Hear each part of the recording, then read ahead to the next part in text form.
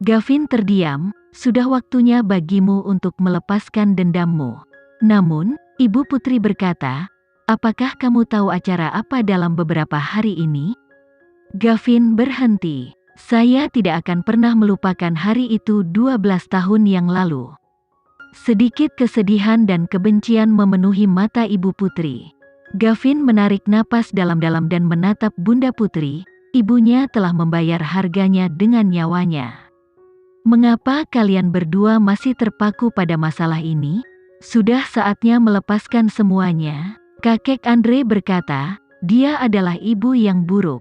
Kematiannya bukanlah apa-apa. Setelah mendengar ini, Gavin mengangkat tangannya untuk menghentikan mereka berbicara. Cukup, aku tidak ingin membicarakan ini dengan kalian berdua lagi. Saya akan mengambil keputusan untuk hubungan saya dan pernikahan saya. Berhentilah mencampuri hidupku. Namun, kakek Andre menolak untuk mundur. Kamu adalah cucu dari keluarga Mahersen. Kamu tidak memiliki hak atas pernikahanmu sendiri. Gavin menjawab, apakah itu berarti aku bisa mengambil keputusan jika aku bukan cucu dari keluarga Mahersen? Ibu Putri tampak hancur. Gavin, mengapa kamu begitu banyak berdebat dengan kami tentang seorang wanita? Kamu benar-benar mengecewakanku. Gavin menjawab, aku tidak bisa berbuat apa-apa jika aku mengecewakanmu dengan menikahi wanita yang aku inginkan. Itu adalah cara tidak langsungnya untuk memberitahu mereka agar selamanya kecewa. Ucapannya membuat kakeknya dan Ibu Putri marah. Dia benar-benar berubah untuk seorang wanita. Wanita itu hanyalah bencana. Aku masih perlu mengurus beberapa urusan di perusahaan. Aku harus pergi. Hari ini akan menjadi terakhir kalinya dia berbicara tentang Elsa dengan mereka. Kakeknya dan Ibu Putri tidak menghentikan Gavin saat dia pergi dengan dingin. Jika kata-kata mereka tidak bisa menghentikannya, apa gunanya membuang-buang napas? Suasana hati Elsa sedang buruk hari itu. Karena tidak ada tugas untuknya, hari-harinya di kantor terasa membosankan. Hampir waktunya untuk pulang ketika seseorang berkata, festival ke-7 ganda dalam 3 hari. Elsa langsung terdiam. Ya, aku akan merasa sangat kesepian menjadi lajang lagi. Saya berharap festival ini tidak ada sejak awal. Benar-benar, kamu mungkin berharap itu menjadi hari Valentine setiap hari begitu kamu punya pacar. Kamu gila? Setiap hari adalah hari Valentine jika aku punya pacar. Elsa sedikit mengernyit dan mengeluarkan ponselnya untuk memeriksa kalender. Festival ke-7 ganda sekali dalam setahun benar-benar dalam 3 hari. Festival ini memiliki pandangan berbeda tentang Elsa. Lagi pula, saudara perempuannya Clara telah meninggal dunia dalam kecelakaan mobil hari itu. Itu sebabnya dia tidak pernah merayakan hari ini dengan Daniel di masa lalu.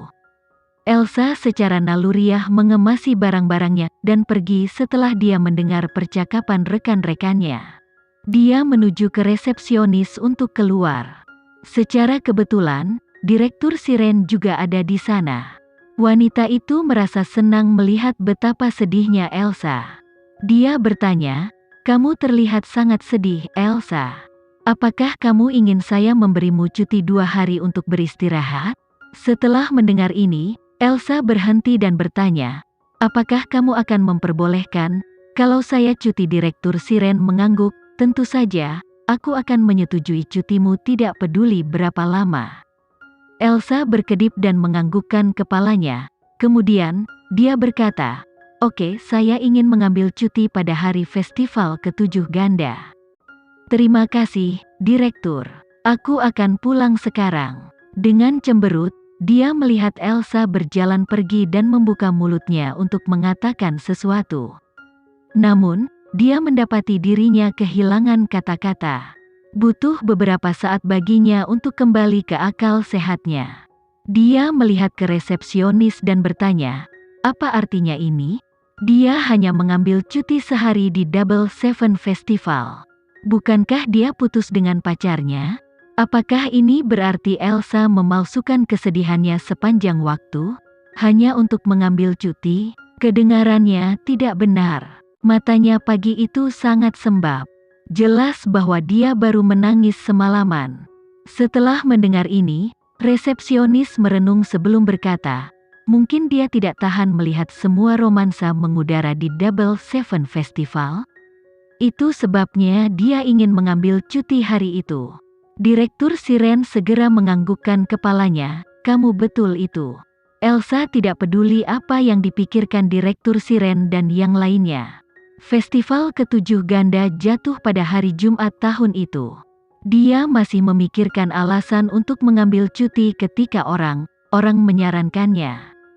Kenapa dia tidak bahagia? Elsa secara naluriah memuncak di pinggir jalan saat dia keluar dari perusahaan. Mobil yang dikenalnya diparkir di sana seperti biasa. Itu adalah pengemudi baru, tetapi dia berbicara seperti yang pertama, silakan masuk, Nona Elsa. Dia memeluk tasnya saat dia berdiri. Dia tidak yakin apakah Gavin ada di dalam mobil atau tidak. Dia berhenti sejenak sebelum bertanya, apakah Tuan Muda mengirimmu ke sini? Pengawal itu menganggukkan kepalanya, ya. Elsa berkata, aku harus menangani beberapa hal di keluarga Nugroho, jadi aku tidak bisa pergi ke rumahnya malam ini. Kamu harus kembali. Dia belum stabil secara emosional, dan membutuhkan waktu sendirian malam itu untuk menenangkan pikirannya. Lebih baik bertemu dengannya besok malam. Pengawal itu menjawab, biarkan aku mengantarmu. Elsa menolaknya, tidak apa-apa, aku bisa pulang sendiri. Pengawal itu berhenti sejenak sebelum berkata, sulit untuk memanggil taksi sekarang. Biarkan saya mengantarmu pulang. Elsa melihat sekeliling dan memperhatikan antrean panjang mobil di lalu lintas. Karena itu, dia hanya bisa menganggukkan kepalanya. Oke. Dia berjalan dan mengulurkan tangannya untuk membuka pintu. Saat dia hendak masuk, dia menatap ada Gavin di dalam mobil. Melihat ini, Gavin menariknya ke dalam mobil.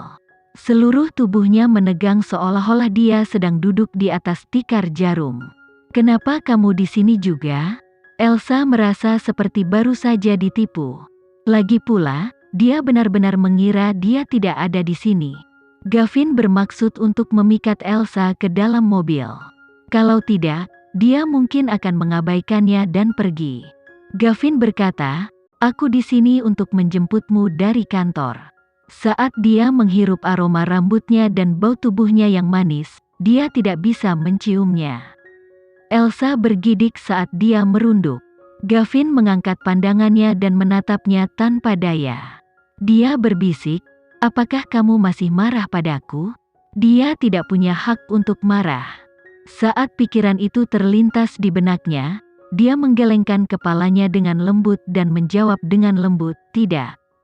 Gavin bertanya, kenapa kamu tidak mengangkat teleponku saat itu?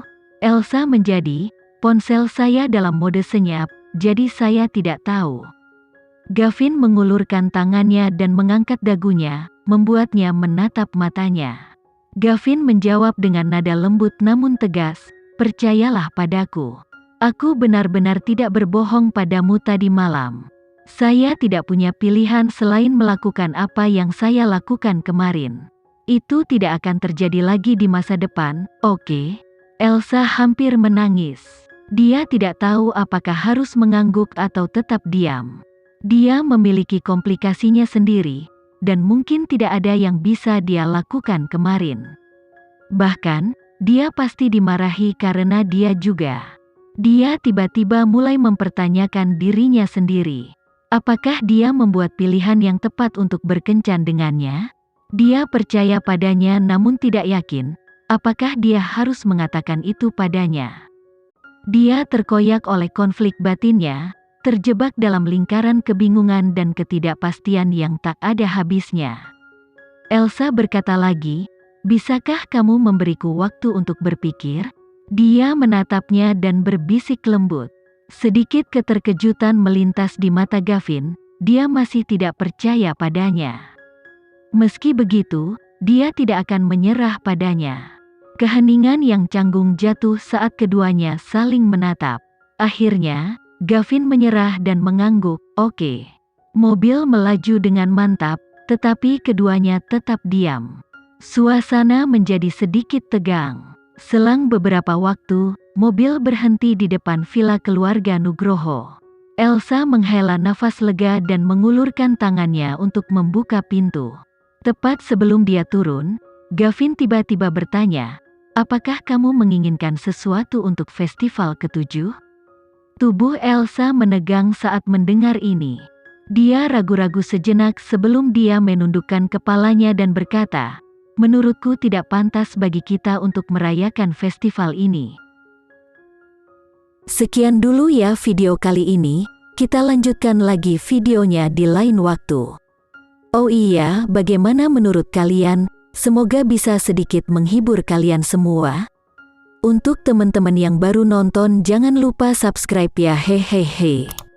Dan kalau teman-teman ada yang ingin gabung langganan, bisa langsung gabung saja untuk dapat fitur yang menarik dan sedikit membantu Mimin.